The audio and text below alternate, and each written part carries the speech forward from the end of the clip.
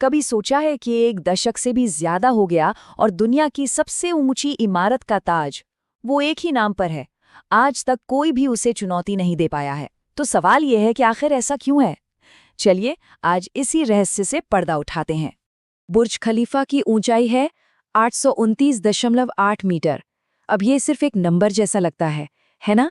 लेकिन इसे ऐसे सोचिए कि एफिल टावर के ऊपर एक और एफिल टावर रख दिया जाए और फिर उसके ऊपर एक और, तब जाकर आप इसकी चोटी तक पहुंच पाएंगे। इतनी ज्यादा ऊंचाई है ये। और देखिए, ये सिर्फ अगला रिकॉर्ड तोड़ने जैसा नहीं था, ये तो जैसे खेल के नियमों को ही बदल देना था।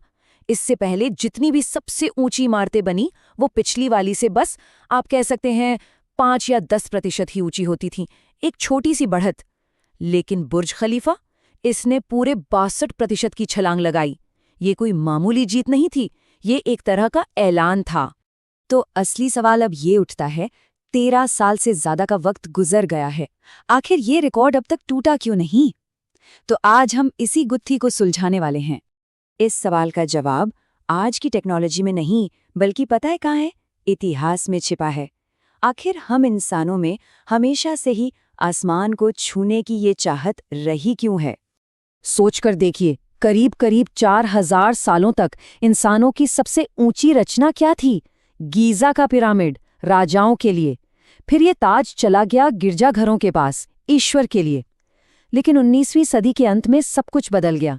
अब सबसे ऊंची इमारतें राजाओं या देवताओं के लिए नहीं बन रही थीं, बल्कि कॉमर्स यानी कि व्यापार और पैसे की ताकत को दिखाने के लिए बनने लगी। और यही सोच, यही महत्वाकांक्षा बुर्ज खलीफा के पीछे भी थी। मकसद था दुबई को दुनिया के नक्शे पर एक नए इकोनॉमिक सेंटर की तरह स्थापित करना। जैसा कि कहा गया था, लक्ष्य सिर्फ रिकॉर्ड को थोड़ा बहुत तोड़ना नहीं था, लक्ष्य था उसे इतने बड़े अंतर से तोड़ना कि आने वाले कई सालों तक कोई और कोशिश करने की हिम्मत तक न करे। तो ठीक है, महत्वाकांक्षा तो समझ में आ गई, लेकिन इतनी ऊंची इमारत बनाना सिर्फ चाहने से तो हो नहीं जाता। इसके पीछे का इंजीनियरिंग का जादू क्या था? देखिए, जब कोई भी आसमान छूने वाली इमारत बनाई जाती है तो उसके 2 सबसे बड़े दुश्मन होते हैं। पहला, उस इमारत का अपना ही वजन जो उसे लगातार नीचे की ओर खींचता है, और दूसरा, ताकतवर हवा जो उसे गिराने की कोशिश करती है। तो बुर्ज खलीफा के इंजीनियर्स ने इन दोनों दुश्मनों से लड़ने के लिए एक बहुत ही शानदार तरीका निकाला, बटरेस्ड कोर। अगर इसे ऊपर से देखा जाए तो ये वाई शेप का दिखता है। ये बिल्कुल एक तिपाई या कह लीजिए ट्राइपॉड की तरह काम करता है, जो इसे जमीन पर बहुत मजबूती से जमाए रखता है। लेकिन इस वाई शेप का असली कमाल तो हवा को संभालने में है। ये डिजाइन हवा को कंफ्यूज कर देता है, क्योंकि इमारत का आकार जैसे जैसे ऊपर जाता है वो बदलता रहता है, तो हवा कभी भी एक जगह इकट्ठा होकर वो शक्तिशाली भंवर नहीं बना पाती। वो भंवर जो किसी भी सीधी सपाट इमारत को ताश के पत्तों की तरह गिरा सकते हैं। और ये तो बस एक हिस्सा था, जरा इसकी नींव के बारे में सोचिए। 192 विशालकाय पाइल्स जो 50 मीटर तक जमीन के अंदर धंसे हुए हैं, और फिर कंक्रीट को इतनी ऊपर तक पहुंचाने की चुनौती। इसके लिए तो दुनिया के सबसे शक्तिशाली पंप बनाए गए थे। मतलब हर कदम पर एक इंजीनियरिंग का चमत्कार था। इसका स्केल इतना बड़ा है कि कुछ बातें तो एकदम अविश्वसनीय लगती हैं। सोचिए, अगर कोई इसकी चोटी से गिरे तो उसे जमीन तक पहुंचने में पूरे 20 सेकंड लगेंगे, या ये कि आप पहले जमीन पर सूर्यास्त देखें, फिर तेजी से लिफ्ट लेकर ऊपर जाएं और सूर्यास्त दोबारा देखें, और रात में ये 12 लाख एलईडी लाइट्स के साथ दुनिया की सबसे बड़ी स्क्रीन बन जाती है।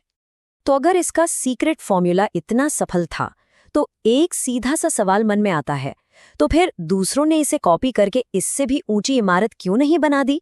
सच तो ये है कि कोशिशें तो बहुत की गईं। सऊदी अरब का जिद्दा टावर, दुबई का क्रीक टावर, चीन का स्काई सिटी, इन सभी प्रोजेक्ट्स का एक ही सपना था, बुर्ज खलीफा को पीछे छोड़ना। लेकिन एक एक करके वे सभी किसी न किसी वजह से रुक गए।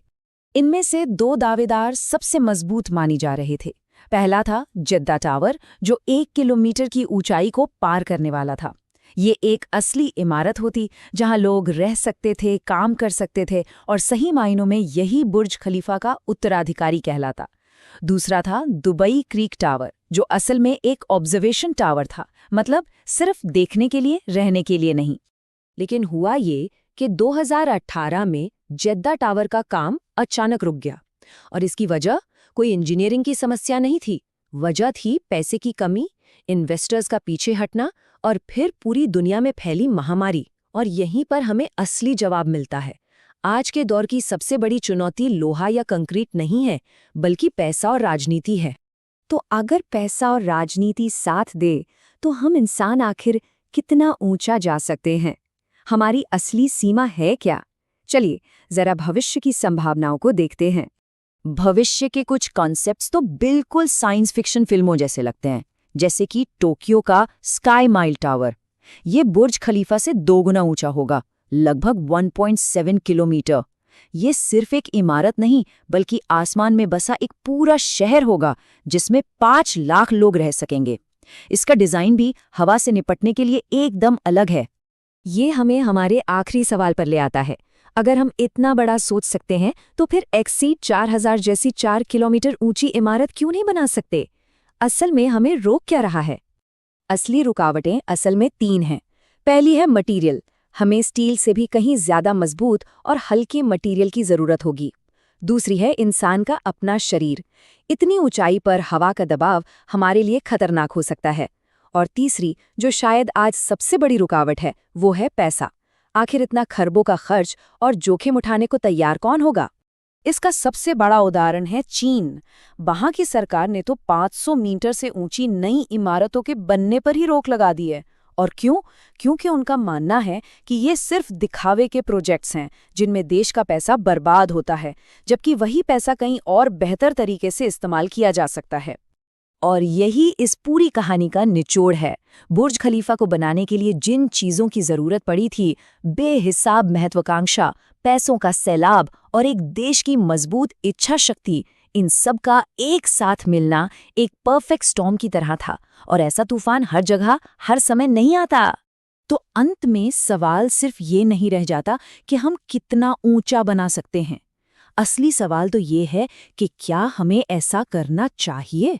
हमारी टेक्नोलॉजी की शायद कोई सीमा न हो, पर क्या हमारी महत्वाकांक्षाओं की कोई सीमा होनी चाहिए? ये वो सवाल है जिसका जवाब हमारे शहरों का भविष्य तय करने वाला है।